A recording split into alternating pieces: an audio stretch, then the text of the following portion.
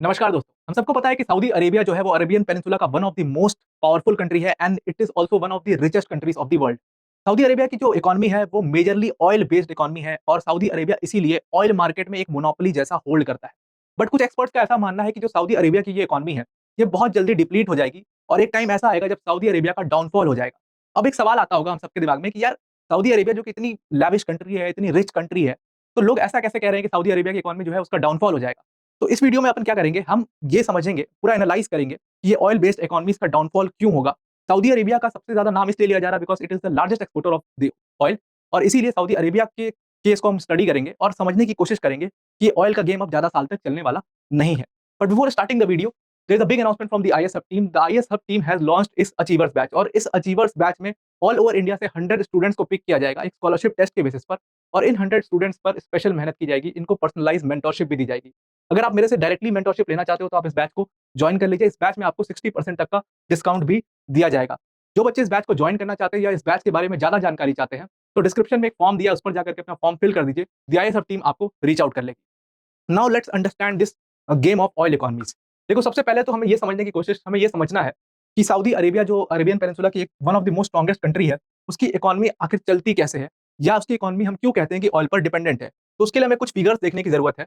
सबसे पहले देखो, जो 87% जो गवर्नमेंट का बजट है, वो 87% बजट वो एलोकेट कर देती है पेट्रोलियम या यानी कि ऑयल के एक्सट्रैक्शन और इस पर। तो पेट्रोलियम पर अपना 87% गवर्नमेंट बजट एलोकेट कर देती है। कंट्री की जो 42% जीडीपी है वो ऑयल से निकल करके आती है, और जो कंट्री की एक्सपोर्ट अर्निंग्स है, 90% जो एक्सपोर्ट अर्निंग है वो भी इसी ऑयल से आता है।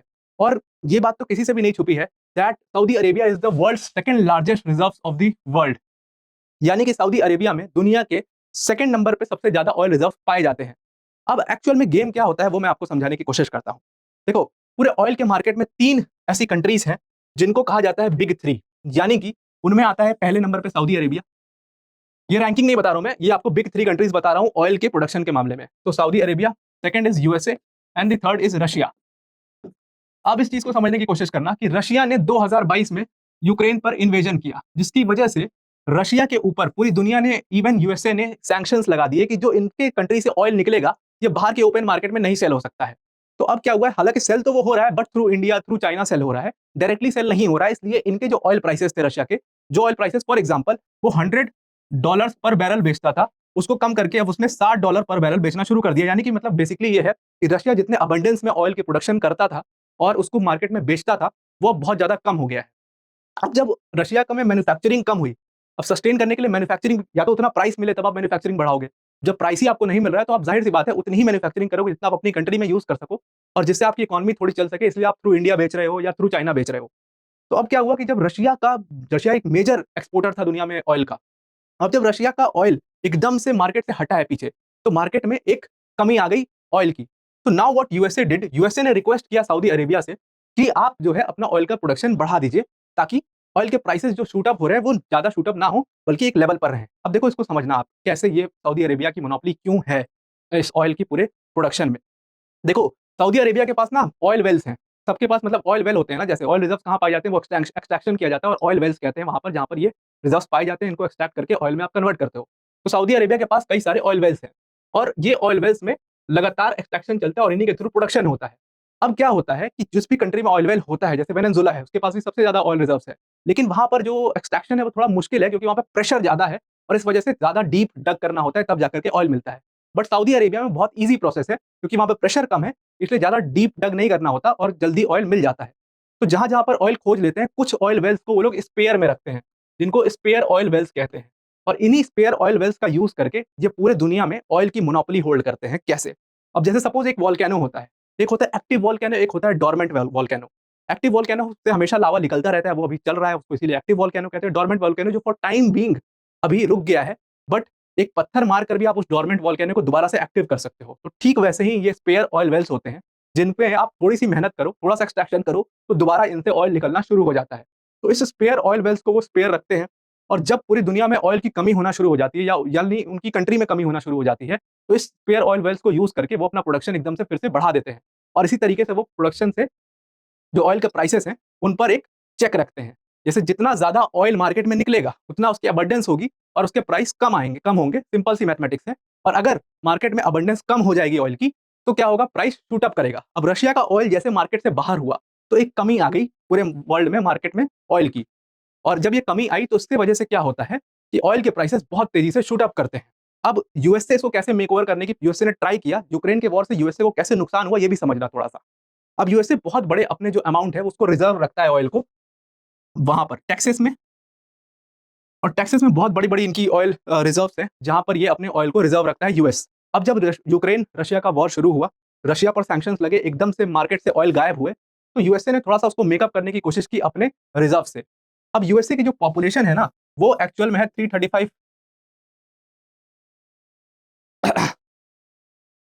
मिलियन के अराउंड, 335 मिलियन के अराउंड उनकी पॉपुलेशन है।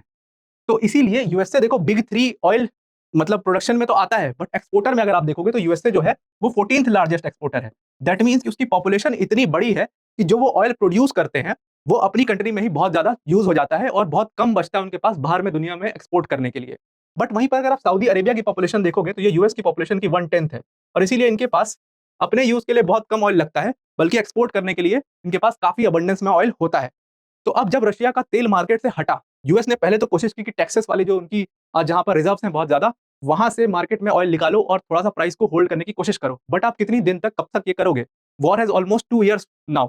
तो यूएस ने ट्राई किया, बट जब उनके कंट्रोल से ये चीज बाहर हो गई तो दे रिक्वेस्टेड सऊदी अरेबिया कि आप जो आपके स्पेयर ऑयल वेल्स हैं उन पर मैन्युफैक्चरिंग स्टार्ट करो और ऑयल की अबंडेंस मार्केट में बढ़ा दो, ताकि प्राइस जो है वो एक लेवल पर आ जाए जिससे हम इन्फ्लेशन को कंट्रोल कर सके। But what Saudi Arabia did, they played a game, they just did the opposite. उन्होंने क्या किया, उन्होंने प्रोडक्शन और कम कर दिया और ज्यादा अपने ऑयल वेल्स को स्पेयर में डाल दिया, जिससे क्या हुआ, प्राइस और ज्यादा शूट अप कर गया। अब इसकी वजह से सऊदी अरेबिया को इमेंस प्रॉफिट होना शुरू हुआ। जो सऊदी अरेबिया $80 पर बैरल पर अपना तेल बेच रहा था, उस सऊदी अरेबिया ने अब अपना तेल $150 पर बैरल पर बेचना शुरू कर दिया है। This is for example, this is not the real figure I am giving in. ये बस समझाने के लिए आपको बता रहा हूं कि पहले $80 पर बैरल पर अगर अपना तेल बेचते थे तो अब वो ऑलमोस्ट डबल, एक $150 पर बैरल पर अपना तेल बेच रहे हैं। And because of this, because of the Russia's invasion in Ukraine, उनको बहुत ज्यादा इससे प्रॉफिट हो रहा है। और इसीलिए Saudi Arabia as a country नहीं चाहता कि रशिया जो है वो इन्वेजन अपना रोके या ये वॉर जो है वो रुके। वो चाहते हैं ये वॉर फ्यूल इन होता रहे और चलता रहे लॉन्ग टर्म तक।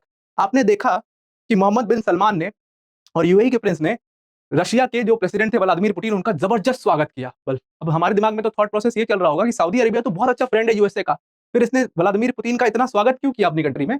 This is the behind game of this welcome which Saudi Arabia did of Vladimir Putin.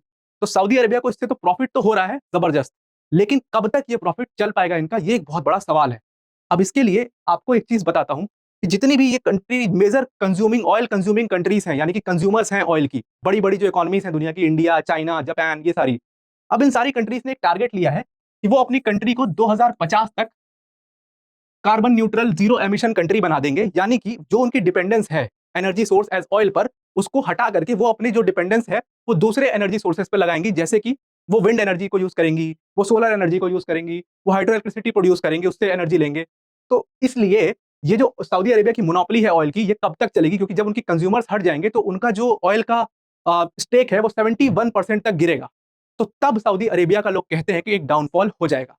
अब डाउनफॉल को समझने के लिए हमें एक कुछ और डेटा और कुछ और फैक्ट्स को भी देखना जरूरी है।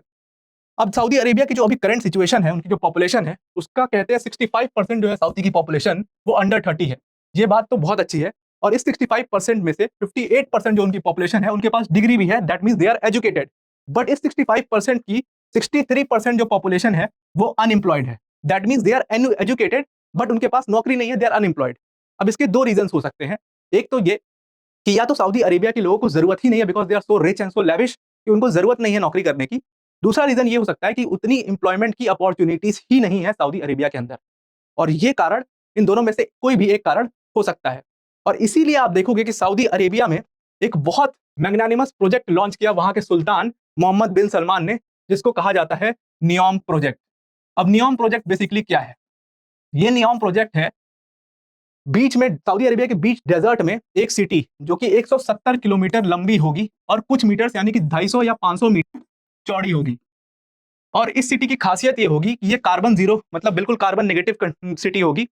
इसमें नो रोड्स, कोई भी रोड की जगह नहीं होगी, कोई मोटर व्हीकल नहीं होगी, और बिल्कुल नो एमिशन होगा। और ये सेल्फ डिपेंडेंट सिटी होगी, और इसी में अपना फूड प्रोडक्शन की भी सुविधा होगी, इसलिए ये सेल्फ सफिशिएंट सिटी होगी। वो इस प्रोजेक्ट के थ्रू यही चाहते हैं कि जो हमारी ऑयल बेस्ड इकोनॉमी है, कहीं न कहीं वो ट्रांसफॉर्म हो जाए किसी दूसरे कहीं न कहीं वो डिपेंडेंट हो जाए किसी दूसरे सोर्स पर rather than oil, other than oil. तो it can be tourism, it can be a self sufficient city जहाँ पर उनके लोग सेल्फ सफिशिएंटली रह सकें, उनको बाहर में किसी चीज़ की ज़रूरत ना पड़े। तो that's all for today's video. I hope you like the analysis. आज की वीडियो में इतना ही। Thank you and have a nice